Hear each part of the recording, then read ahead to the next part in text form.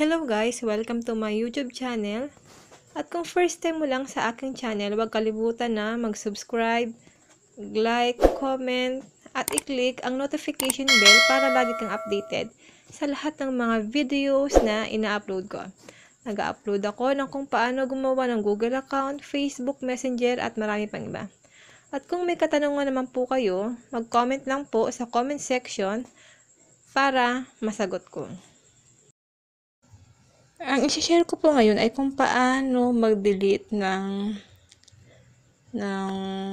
playlist sa ating mga YT Studio. Ngayon po, punta tayo sa ating YT Studio. Click nyo po yan. Magde-delete tayo guys ng playlist. Tapos po, click mo yung content. Then, click nyo po yung playlist sa taas.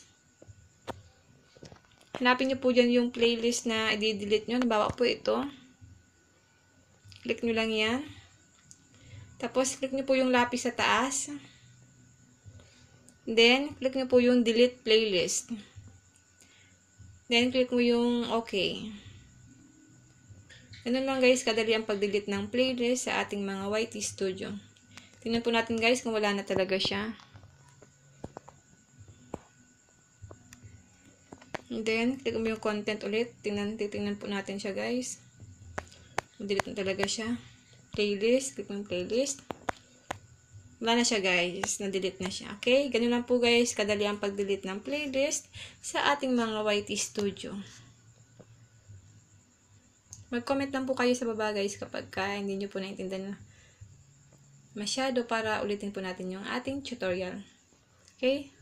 Thank you for watching. God bless you all.